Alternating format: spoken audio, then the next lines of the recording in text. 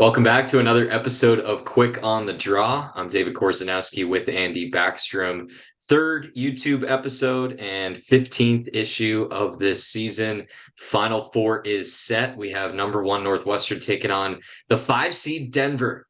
Pioneers still undefeated. They pulled off a huge win, 5-4 over UNC on the other half of the bracket.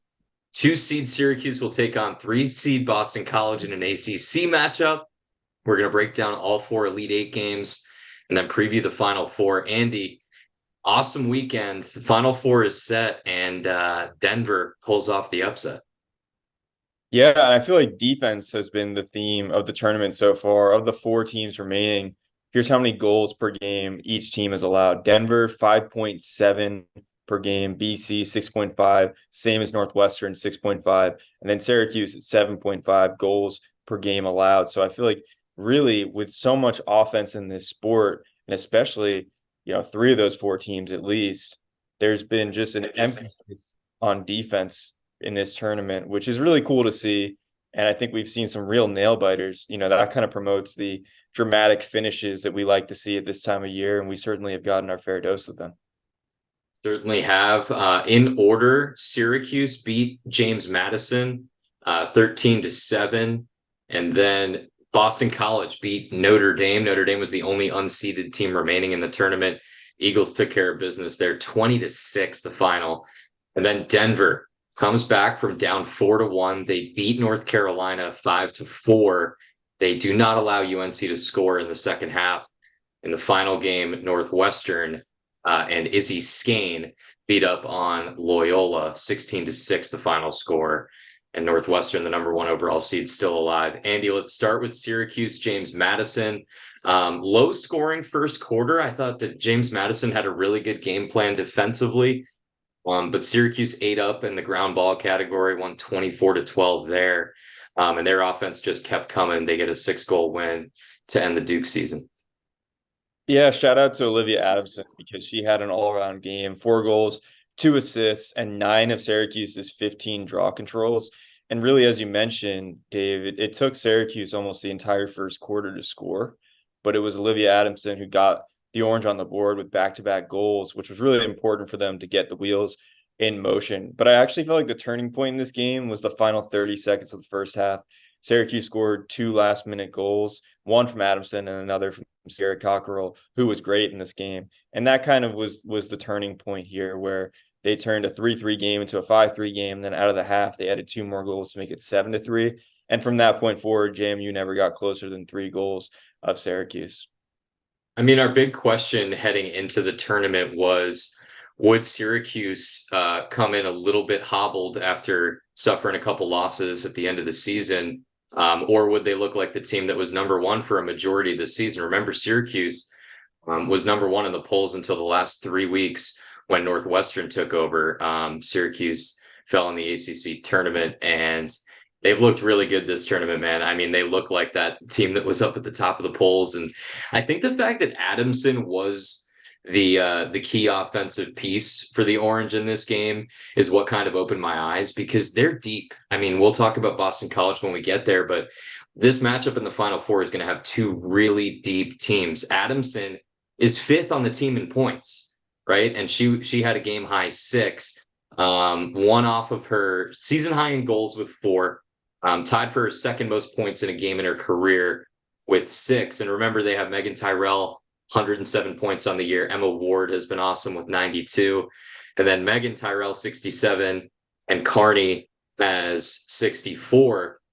I thought that Syracuse's offense was really what ended up making the difference. And again, credit to James Madison as well, because that first quarter, I thought that JMU did a really good job. Kat Buchanan made some early saves on free positions, and JMU didn't make many mistakes in this game. They were 22 of 23 on clears. Buchanan had 9 saves. Syracuse only had 5 free position attempts in this one, only scored 1 free position goal. But end of the day, I think Syracuse just had more in the tank, and they're starting to get that swagger back. Yeah, I think if anywhere JMU was sloppy, it was the ground balls, in which there was a double-digit differential there for Syracuse. And if you're looking at that, one of the major reasons why that happens is you got Tessa Query, who Syracuse moved from midfield to defense, and she led the team with 6 ground balls, also had 3 caused turnovers. So a sneaky mention in there of someone that really played a good role for that Syracuse team on the defensive side of the ball. But then also to go back to what you said about how, you look at Megan Tyrell, she's the Tewaaraton Award finalist for the Syracuse team. She might win the award if they end up winning the national title. She only had 2 assists in this game. And what the big difference between these two teams is you got 2 Tewaaraton Award finalists in this game, Isabella Peterson for JMU and then Megan Tyrell for Syracuse. Well, Isabella Peterson didn't have a productive day either. She only had 2 goals, and she's just been a juggernaut scorer for JMU all season. And JMU was handicapped offensively. Without her, they couldn't do much. But without Megan Tyrell, Syracuse was fine. They scored 13 goals in the final 44 some minutes of play, and they take home a 13-7 win. So I think that kind of shows you the difference sometimes between programs that might be able to make a run, but they're so reliant on that player. And then when you take away that star player, you face guard them, whatever, you make it hard for them, then they don't have a chance to win versus a team like Syracuse. And we've seen it with some of the other teams that are still alive. Yes, they've got a star, but they've got other people too that can rally the troops and score some goals. Yeah, it's a great point because even the second best option for JMU, Ty Jankowski, second on the team in points, she only had 1 goal in this one, right? So you take away Peterson, number 1, and then the second best scorer as well after that. And JMU just wasn't able to keep up. Still thought that they showed some serious, great fight in that game and an awesome season, beating Maryland twice. When all time against the Terps, they're 6-42, and they got 2 wins against Maryland this year. So that's a great year for the recent national champs back in, was it 2018 or 19? Yeah, 2018. All right, let's flip the page to game number 2, a matchup that we know well, the Holy War, Notre Dame, Boston College, and more of the same, man. Boston College has had Notre Dame's number over the past several seasons, and they get a massive win. Speaking of shutting down main options, Casey Choma, Madison Ahern, Jackie Wolak, they're basically held off the board in this one, and Boston College rolls to a 14-goal win. Yeah, I'm just waiting for the day where I get the text from Dave rubbing it in my face that Notre Dame has finally beaten Boston College, our 2 alma maters. Not coming. Yeah, this doesn't seem to be coming, especially not in the NCAA tournament now. This is the second Elite 8 game in the last 3 years in which it's just been totally lopsided. It was 21-10 in 2021 when BC was on its way to a national championship. This one is 20-6. And really in those final 2 games against Notre Dame this year, BC only allowed 10 total goals. And when I team, that's the difference this year. The defense, I've been watching this BC team since 2017. I've never seen a better defense than the one they have right now. Jen Kent, the defensive coordinator, has done a great job. And really that whole back line is just star-studded. And a lot of them have been around since 2021 when they won the national title. So, I mean, when you have a team that has Sophia Taglick, Melanie Welch, Sydney Scales, Hunter Roman, Holly Schleicher, these are people who have earned All-American honors. They've been through this process. They've been to multiple Final Fours. They've won a national title, and they are just firing on all cylinders. And then when you add in Shea Dolce, who's just been really great for them in the cage, that was just the icing on the cake because as great as Rachel Hall was in 2021, she really struggled last year. And when it comes to championship weekend and the NCAA tournament in general, you need to have a good goalkeeper. And Shea has really stepped up in that department for BC. So now they're entering a situation here in the Final Four where they don't have a Charlotte North, they don't have a Sam Apuzzo, but they don't need to because this defense is much better than it has been in years past. Yeah, I think Boston College is just a really they might be the most well-rounded team remaining, right? I think that if you look at Northwestern, the thing that jumps off the page is their offense. You look at Denver, it's their defense. I would say Syracuse leans again more offensive heavy, like Schweitzer has been great in goal for the Orange. But I look at Boston College and, your point about the defense is well taken. And then I'll hit you with the stats on their balanced offense in this game. 8 different scorers, 6 players with multiple points, Jen Medjid, 4 goals, 3 assists, 7 points. Bell Smith, 5 goals, 3 assists, 8 points. McKenna Davis, another 4 points. This is a really dangerous team. And Andy, one stat that jumped out to me, and you could see watching throughout this game, but the clears were Boston College 17 of 17, and Notre Dame was just 7 of 8. So what does that tell you? It's Boston College is getting stops. They're getting the ball back on the defensive half. And man, they go out and run. Like this transition offense is elite. I think Syracuse's is really good too. That's kind of what allowed them to start scoring in the second half against James Madison. But on the other end, right? Boston College's possessions are ending in goals. Notre Dame only had 8 clear attempts in that game and converted on 7 of them. Boston College ran laps around Notre Dame, and this is a really dangerous team who is on a winning streak that goes back to before the ACC tournament. Yeah, and again, this is a really good Notre Dame offense. Like we can't lose sight of that. This was a Notre Dame team that came in averaging 15.9 goals per game, held to 6 in this one and 4 in its previous matchup with BC. And you look at Jackie Wola, Casey Choma, Madison Ahern, they're all 80-point plus scores this season, and they combined for 8 points in their 2 matchups with BC. I mean, that's just a really good job. You talk about taking away 1 player in a matchup like this, taking away 3 essentially for 2 different matchups against a rival opponent is really, really a tough thing to do. When you see a team 3 times in one season, you'd think by the end of it, okay, they have our number a little bit. They know how to work their best players in. They know how to get production from the people they need to get production from. But still, yet again, it was a problem. And you just think back to what would things be different? Like, would it be different if Notre Dame had won that first matchup where they had a lead going in late in the second half and it took BC to have, I think it was a 5-goal comeback in that April matchup that really helped to jumpstart this end of season run for Boston College? Would things have been different? I don't know. But Notre Dame, once again, kind of at the doorstep of the Final Four, but can't quite get in. Yeah. Notre Dame's 2 lowest scoring outputs of the season were both against Boston College. Those were the only times that they scored in single digits all year. I just have some Notre Dame stats for you because the quarterfinal ceiling is real for the Irish, right? They still have not made a Final Four. Since 2000, they've made the NCAA tournament 16 times. They made the quarterfinal 8, but haven't been able to get over that hump. Andy, I look at Notre Dame as a team like Virginia obviously had more success in the early days of this sport, but I look at them as a team that's right at the same level as Virginia, behind the top 3 in the conference of BC, UNC, and Syracuse. Notre Dame in the last 5 seasons against BC, Syracuse, and UNC, 3 and 17. They've only beaten BC once. They're 1 and 8 against BC, 0 and 5 against Syracuse, and 2 and 4 against UNC. Their only win against BC was in the 2020 season, which I actually think, that was my senior year. And I think that was one of the best teams that Notre Dame has had in the last 5 seasons, probably with this year as well. But Notre Dame was 7 and 0 going into a matchup with number 1 UNC before COVID hit. So, they need to get over that hump. They've been close, but they have been consistently beaten by the top 3 in the ACC over the past few years.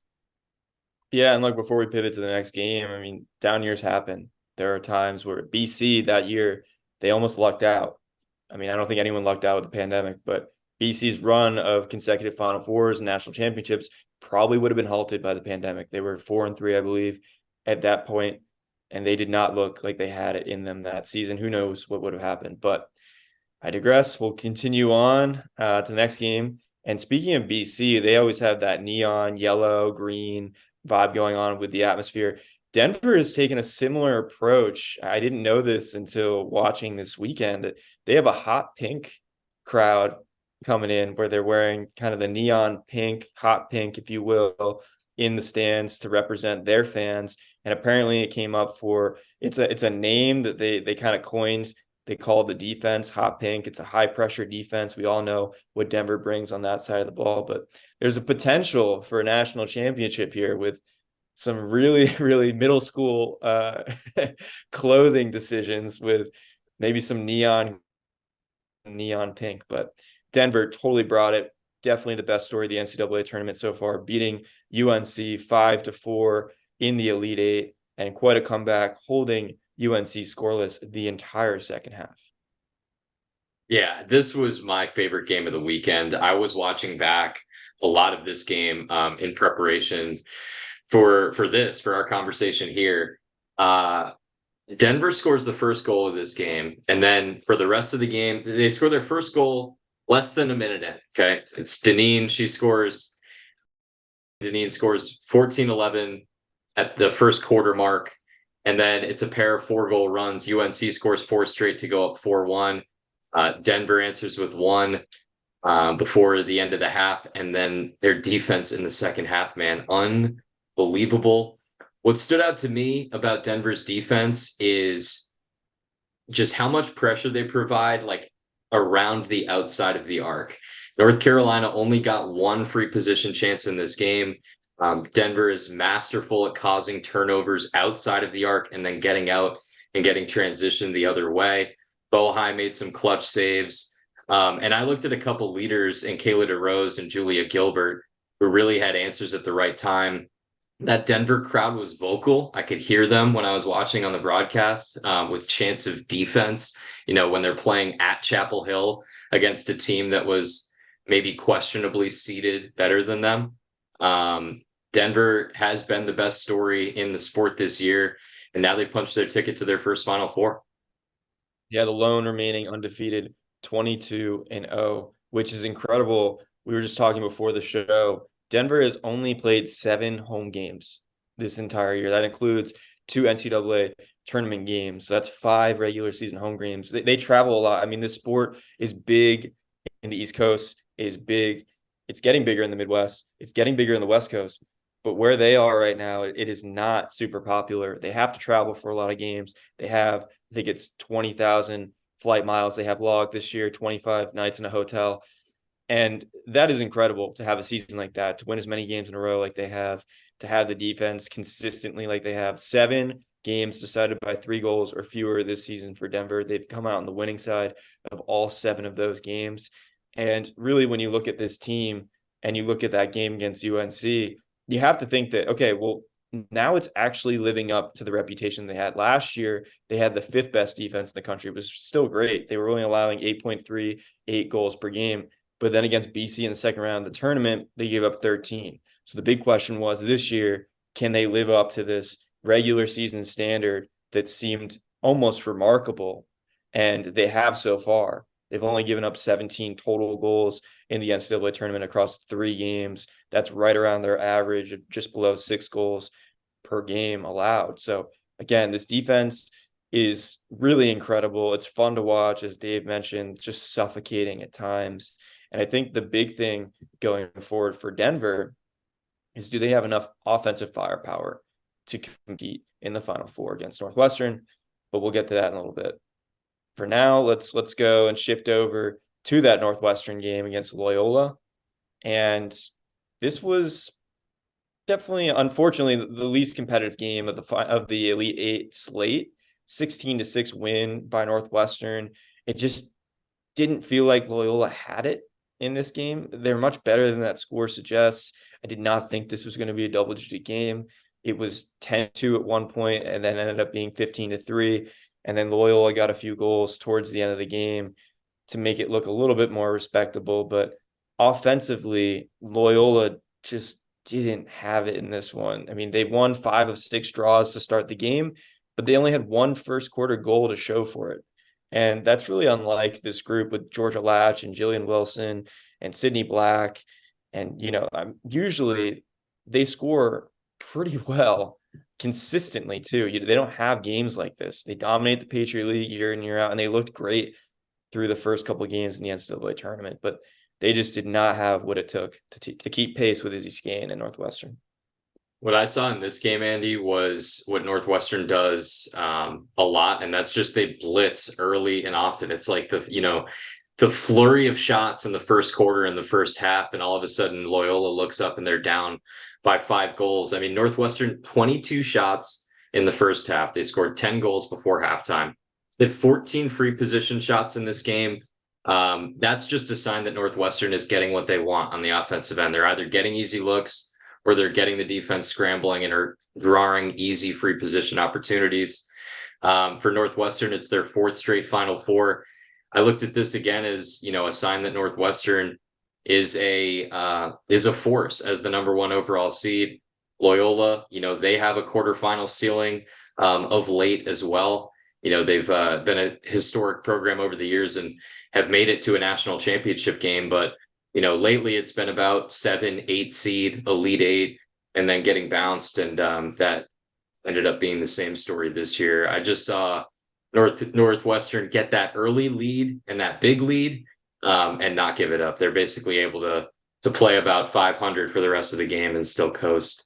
And that's kind of what I look for in that matchup against Denver is, can they survive that early jump from Northwestern? If they get behind, can they keep it within 3, right? That's what they were able to do against North Carolina over the weekend. But that kind of sets up our previews for the Final Four.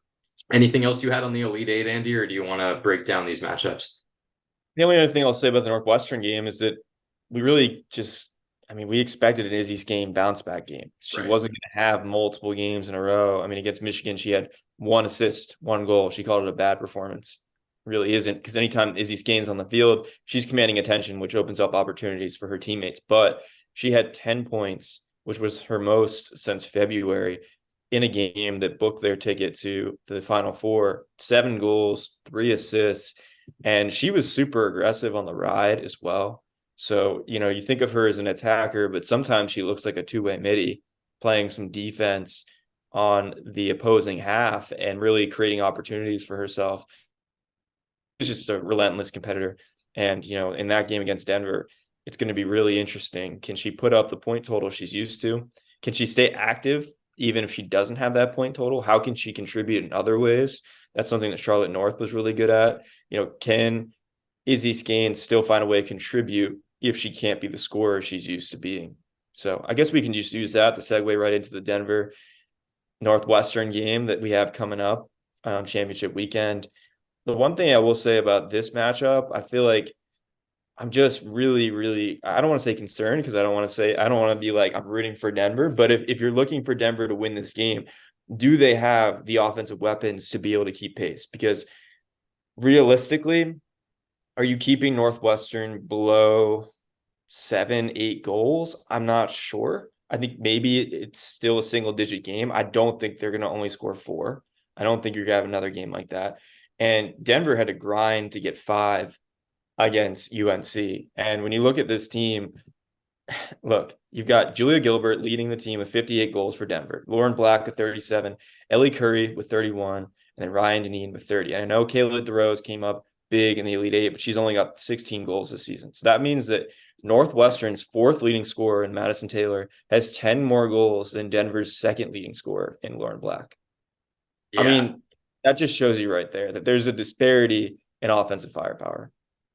No, there certainly is. And I think that the question is, can Denver just stay within striking distance? Because I look at that 4-goal run by North Carolina, and they found out some answers to go up 4-1 in that game. And, remember that they were starting 2 freshmen at attacker as well, and Caroline Godin and Marissa White against Denver. This Northwestern offense is high powered. And Andy, they've played each other in the NCAA tournament back in 2021. It was a 2nd round matchup. And, Denver looked really good in their 1st round game when they beat Stanford, but Northwestern had no problems with the Pioneers 2 years ago. 19-4 was the final score in that game. But Denver had a lot of players who got some burn in that game in Thacker, Gilbert, DeRose. And they're all, on the team this year, and certainly better 2 years from that result than they were then. For Northwestern, the key that I look at is, can they get free position opportunities? Because I thought that, Denver's ability to keep North Carolina off of the 8-meter arc was a huge key in them being able to come back. Like, they only had 1 free position shot. It was in the 2nd quarter, and North Carolina scored a goal there. Now, Northwestern is coming off of a game where they had 14 free position shots against Loyola. I think that stat will also tell you whose style of play is winning out, right? Is Denver getting the offense of Northwestern where they want it, or is Northwestern getting Denver's defense to be scrambling? So I look at free positions and Denver, if they do get behind, not getting behind by more than probably 3 goals. Yeah, I think that's a good point to make, because I think even Sam Thacker said after the UNC game that it's not as much about allowing goals. It is, how do you respond to allowing a couple goals? Can you fix the mistakes that you have? And it's all about, when do those goals come? Is it near the end of a quarter? Is it near the end of the half? Do you have time to take a timeout? Do you have an ability to reset? I think if there's a flurry where Northwestern rattles off 4 or 5 goals in a row and Denver doesn't have a chance to kind of reset and adjust, this game could get away from them. But I agree that if they can keep it somewhere close, like you said, 3 goals or fewer, we could have a good game going into the fourth quarter. Another thing that I want to note is that we talk so much about Denver causing turnovers and that kind of being a spark for their offense. Well, Northwestern's tied for 14th nationally in fewest turnovers per game with 12.5. So they don't turn the ball over too much. That's something to keep in mind as well. Everyone has an off day, but generally Northwestern is good at taking care of the ball. So Denver might have to find a different way to produce offense and to keep that Northwestern offense at bay. Absolutely. For players that I'm watching out for Northwestern, it's the usual suspects. I think Izzy Skane is the big one. Kuykendall has been great behind goal as well, sort of point guarding that offense. And La Liberty in goal has been solid and been more than solid. She's been great. And Samantha Smith is really the draw control leader. One of the people you're going to be watching in the circle.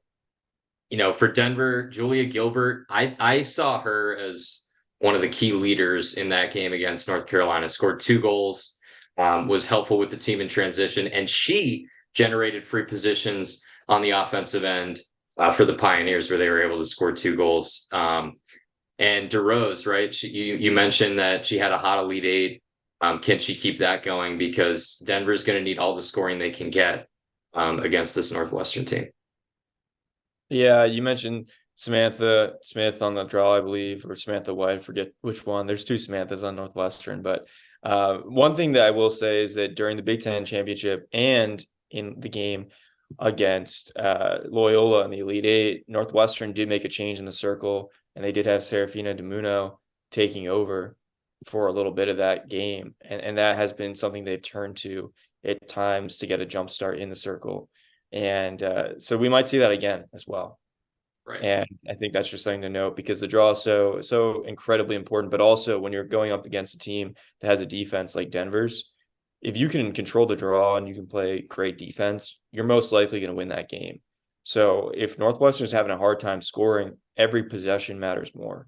So the draw is equally as important in this game, just as is the cause turnovers and, just defense overall, saves and the whole lot, ground balls, clears, etc.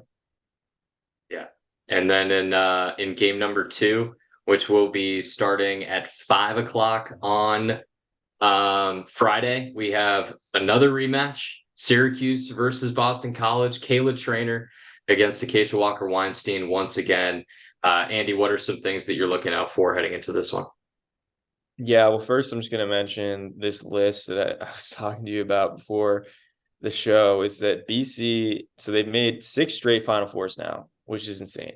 They've also made 5 straight national championships going into this season, so they're on the cusp of a 6th.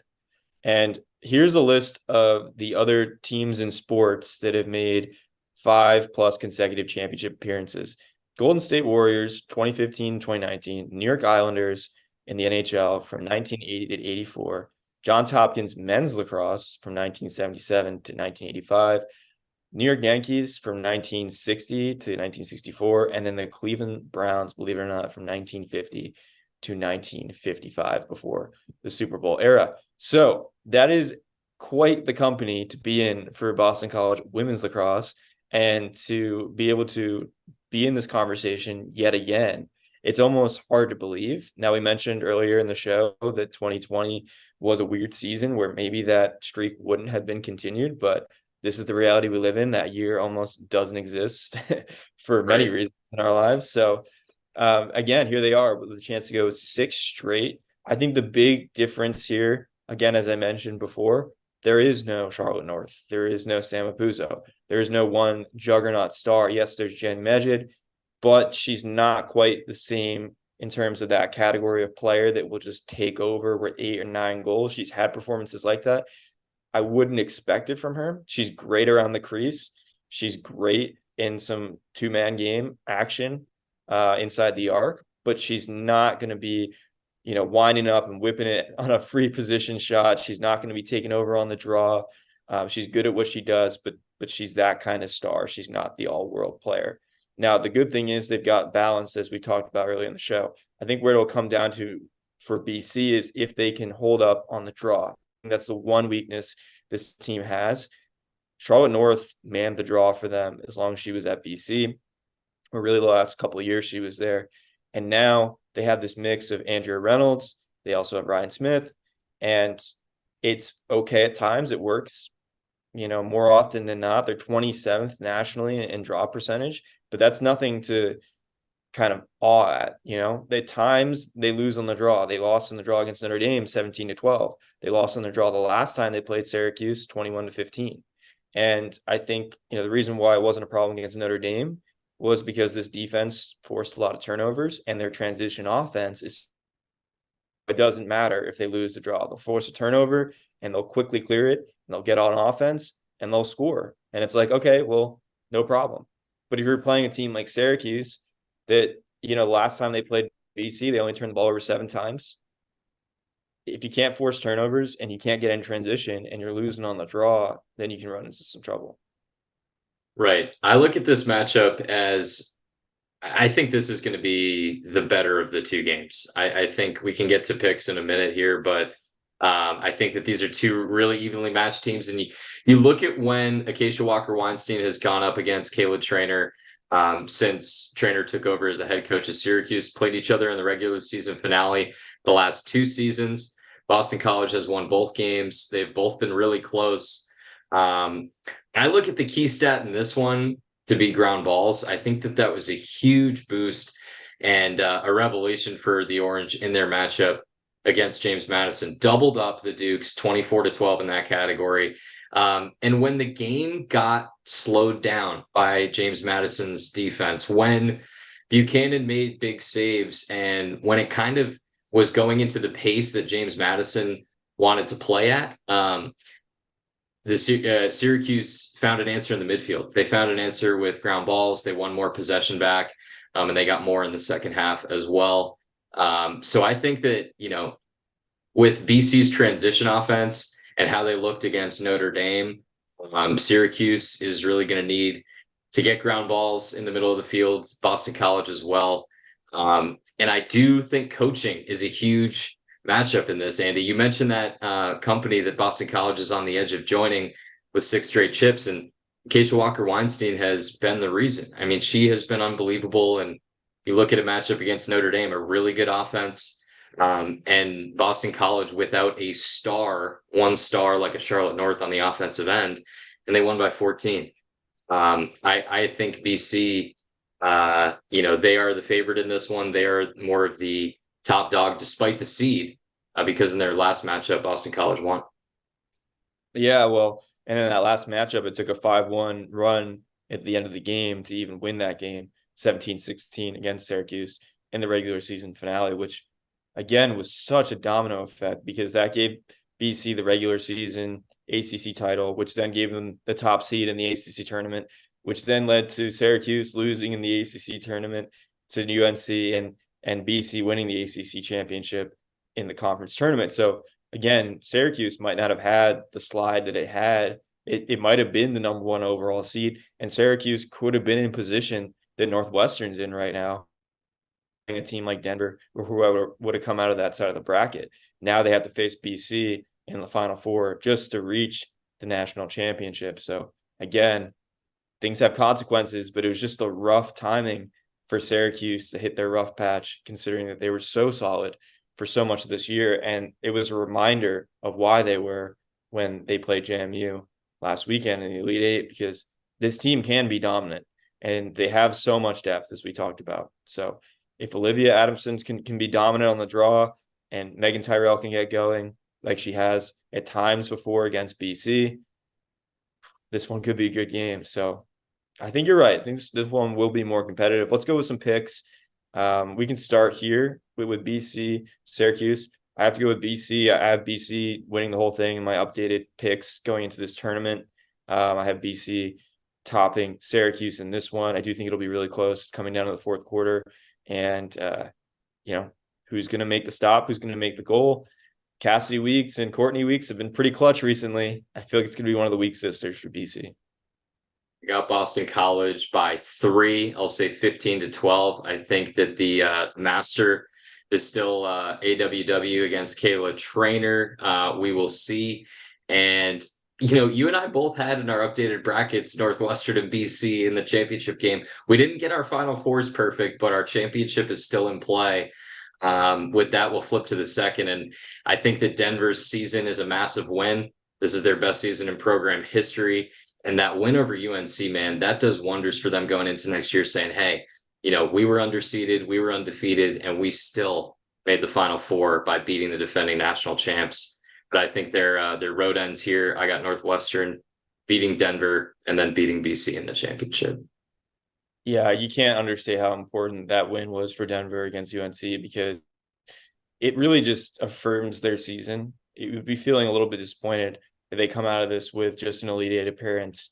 And I think it really helps the sport too. New blood in the Final Four. This is the first ever Final Four appearance for Denver. I think that's really important. I know the committee says that one season success doesn't affect the next in terms of seeding, but I think that just the human element, it does.